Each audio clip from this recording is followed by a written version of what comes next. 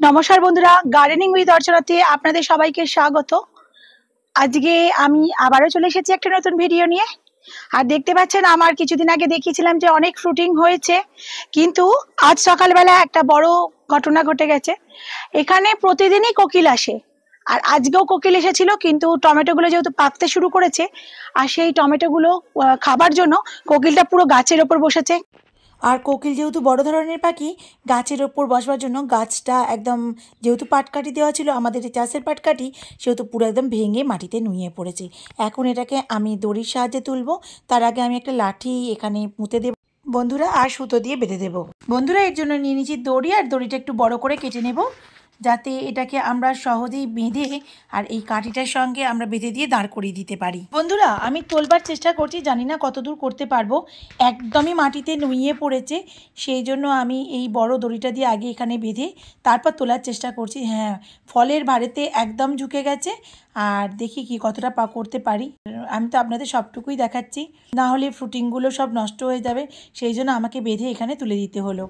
এরকম কোনোদিন আমার সঙ্গে ঘটনা ঘটেনি, এই প্রথম কোকিল এসে টমেটো গাছকে পুরো একদম মাটিতে ধরাশায়ী করে দিল। এই ঘটনা আমার কাছে প্রথম। হনুমান এসে এত কপি খেয়ে নিয়েছে, তারপরেও বন্ধুরা আমার গাছে প্রচুর কপি হয়েছে। আমি গাছগুলোকে পুরো বেঁধে দেওয়ার চেষ্টা করছি, যাতে কোকিলটা যদি এসে এর পরেও বসে, গাছটা হেলে পড়ে যাবে না বা ভেঙে যাবে না। আমরা বাগানিরা অনেক কষ্ট করে ছাদ বাগানে গাছগুলো করি, এরপর যদি পাখি বা হনুমানে অত্যাচার করে গাছগুলোকে ভেঙে দেয়, কতটা মনোকষ্ট হয় বলুন তো বন্ধুরা। বন্ধুরা, সবসময় তো আমাদের পাহারা দেওয়া সম্ভব নয়। ছাদ বাগানে এসে এত ফ্রুটিং করেছে যে হনুমানেরও দৃষ্টি আকর্ষণ করছে, আর কোকিল বুলবুলিরও দৃষ্টি আকর্ষণ করছে। তাহলে আমাদের গাছগুলোকে তো বাঁচাতে হবে, সেই জন্য আমরা একটা সিকিউরিটি ব্যবস্থা করলাম। দেখুন বন্ধুরা, আপনারা বলবেন যে ভালো এটা হয়েছে কিনা। আর এই তো দেখতে পাচ্ছেন সব টমেটো পাকতে শুরু করে দিয়েছে সব জায়গায়। তো আমি এখন আপনাদের টমেটোগুলোকে তুলে নেবো। আর যে যে পাতাগুলো হলুদ হয়ে যাচ্ছে বন্ধুরা, আপনারাও কিন্তু অবশ্যই ছিঁড়ে দেবেন, কারণ গরম পড়ে গেছে। এখন একটু জল কম বেশির জন্য পাতা হলুদ হতে পারে কিছু কিছু। হ্যাঁ, এটা স্বাভাবিক ব্যাপার। যেগুলো হলুদ হয়ে যাবে সেই সব পাতাগুলো আপনারা অবশ্যই একটু কেটে ছেটে দেবেন। এতে যে গাছটা কি সবুজ দেখতে লাগবে, আর কিছুই নয়। পাকা পাতাগুলোতে গাছ যে এনার্জিটা খরচা করতো, সেই এনার্জিটা গাছ ফ্রুটিং এ খরচ করবে। বন্ধুরা, টমেটো গাছকে সবুজ রাখতে আপনারা সবসময় এপসম সল্টটা ব্যবহার করুন। বন্ধুরা, এতক্ষণ তো আপনাদের দেখাচ্ছিলাম কি করে আমি গাছটাকে সিকিউর করলাম, হারভেস্টিং করিনি, তবে এটা হারভেস্টিং এর ভিডিও। এখন আপনাদের দেখাবো যে কিভাবে ফলগুলোকে হারভেস্ট করছি। আর গাছ যদি ফলে ভরে থাকে বন্ধুরা, দেখছেন আমার কত ফল হয়েছে, কি ভালো লাগে তাই না। এখন গরম পড়ে গেছে বন্ধুরা, আর টমেটো পাকতে শুরু করে দিয়েছে। এই আমার প্রথম হারভেস্টিং। আমি এখন একটা ট্রে নিয়ে চলে এসেছি, আর এখন আমি টমেটোগুলোকে তুলে নেব। আর যে ফলটা খাওয়ার জন্য পাখিটা এরকম মারপিট শুরু করে দিয়েছিল, সেই যে এই ফলটা খাওয়ার জন্য এই এই এই- এই গাছটার এরকম পরিণতি হয়েছিল। দেখছেন কি করেছে। সবাই বলে আমার হাতে নাকি অনেক সবজি ফলে, তা আপনারা দেখে বলুন সবজিগুলোকে দেখে কেমন লাগছে আপনাদের। এবার বসন্ত আসতে শুরু করে দিয়েছে, পাখির উপদ্রব খুব বেড়ে যাবে। বন্ধুরা, গরম পড়ে যাচ্ছে আর প্রচুর পরিমাণে টমেটো পাকতে শুরু করে দিয়েছে, দেখতেই পাচ্ছেন। এক একটা বাঞ্চে কিন্তু অনেকগুলো করে টমেটো পেকে যাচ্ছে, এবং গাছটাও কিন্তু আস্তে আস্তে যত গরম পড়বে তত কিন্তু খারাপ হতে শুরু করবে, হলুদ পাতা আসতে শুরু করবে। এর জন্য ঘাবড়াবেন না। গাছেতে কিন্তু এই সময় কিছু কিছু খাবার আছে, যে খাবারগুলো আপনি গাছেতে যদি প্রোভাইড করেন, আরও কিন্তু বাঁধ ছেড়ে আরও কিন্তু ফল আসবে। আপনারা যদি মনে করেন যে এই কটা ফল হলো আর আমার এই যে গরম এসে গেছে, সুতরাং এই গাছটাকে উবড়ে ফেলে দাও, না বন্ধুরা, এটা কখনো করবেন না। টমেটো গাছ কিন্তু ভীষণ ভীষণ ফুল দেয়। এই ফলগুলো হয়ে যাওয়ার পরেও কিন্তু আপনাদের নতুন ব্রাঞ্চ আসবে, নতুন ব্রাঞ্চে কিন্তু আপনাদের প্রচুর পরিমাণে টমেটো ফলবে। খাবারগুলো কিছু কিছু আমি বলে দিচ্ছি আপনাদের।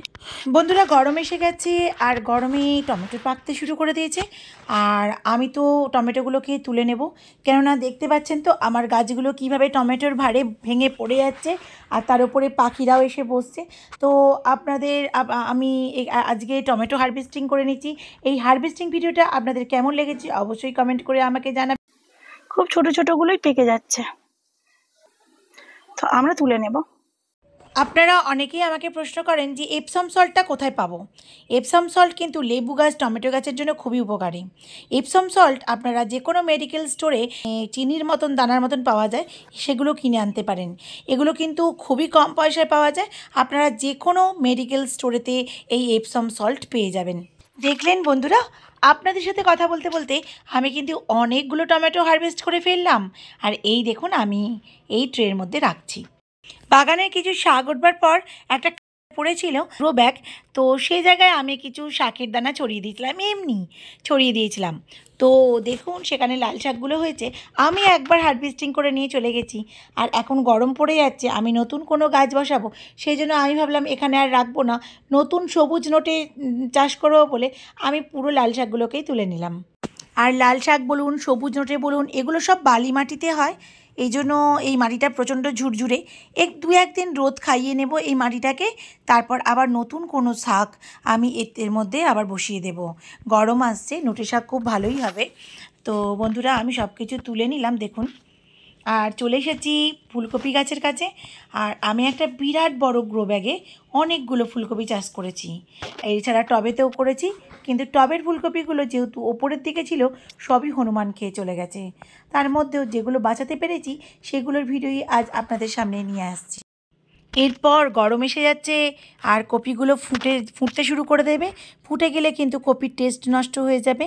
একবার যদি বীজ বুনতে শুরু করে দেয়, কপি বলুন যে কোনো ফসল বুনুন, তাহলে কিন্তু তার গ্রোথটাও কমে যায়। তো এই সময় আমরা কপিগুলোকে হারভেস্ট করে নেব। দেখুন অনেকগুলো কপি হয়েছে, আপনাদের দেখাচ্ছি। আর কপিগুলো আমি এক এক করে তুলে নেব। আর এই দেখুন বন্ধুরা, এখানে হয়েছে কিন্তু এটা হচ্ছে ওলকপি। আর আমি কিছু বসিয়েছি বাঁধাকপি, আর বসিয়েছি কিছু ব্রকোলি।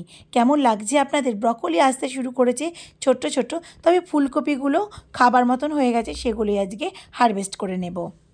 এবারে এই শীত তেমনভাবে পড়েনি, সেই জন্য সব কপি গরম আসবার সঙ্গে সঙ্গে ফুটতে শুরু করেছে বন্ধুরা। তো এই দেখুন আমি এই কপিগুলোকে হারভেস্ট করে নিচ্ছি। এটা হচ্ছে আমার একটি ওলকপি, আর আমি এখন এখান থেকে তুলে নেব। এই দেখুন বন্ধুরা তুলে নিলাম। মাটিটাকে অবশ্যই ঝেড়ে নেব। ওলকপির বৃদ্ধির জন্য কিন্তু ফসফেট জাতীয় খাবারটা কিন্তু আপনাকে দিতেই হবে। পটাশ নয়, ফসফেট জাতীয় খাবারটা দিতে হবে। আর দেখুন বন্ধুরা কি সুন্দর সাইজ হয়েছে। বন্ধুরা এই দেখুন এই কপিটাকেও এখন হারভেস্ট করে নেব। আর এই কপিটাও বেশ বড় হয়েছে। এই দেখুন বন্ধুরা আমি মাটি থেকে তুলে নিলাম, নিয়ে এই মাটিটাও একটু ঝেড়ে নেব। এরকম করে আমি দুটো মোট ওলকপি হারভেস্ট করে নেব। নিজের বাগানের অর্গানিক ফসলের তুলনাই হয় না। ওলকপি তোলার পর বন্ধুরা তুলে নেব ফুলকপি। আর দেখতে পাচ্ছেন গরম এসে যাচ্ছে, এবার কিন্তু ফুটে যাবে, সেই জন্য কিছু কিছু ফুলকপি আমি কিন্তু তুলে নিলাম। একদম মাটিটা লেগেই রয়েছে, তো মাটিটা এখন ঝাড়তে পারলাম না, কারণ মাটিটাতে প্রচণ্ড পরিমাণে জল রয়েছে। তো আমি আপনাদের দেখাচ্ছি কেমন হয়েছে, আপনারা অবশ্যই বলবেন। আর একটা ফুলকপি আমি তুলে নেব, সেটা এর পাশেই রয়েছে। এই দেখুন বন্ধুরা এই কপিটাও আমি তুলে দেবো। যদি আমি কপিগুলো হারভেস্ট না করি তাহলে কিন্তু এই কপিগুলো ফুটে যাবে, পরে আর খেতে ভালো লাগবে না। এগুলো দেশি কপি, খুবই ভালো হয়। হনুমানে এমনি খেয়ে চলে যাওয়ার পর এই প্রথম আমরা এই বাড়িতে কপি হারভেস্ট করলাম। বন্ধুরা দেখলেন তো কতগুলো কপি হারভেস্ট করে নিলাম। বন্ধুরা আমার এই ভিডিওটা আপনাদের কেমন লাগলো? যদি ভালো লাগে তাহলে লাইক, শেয়ার এবং সাবস্ক্রাইব করে আমার পাশে থাকুন।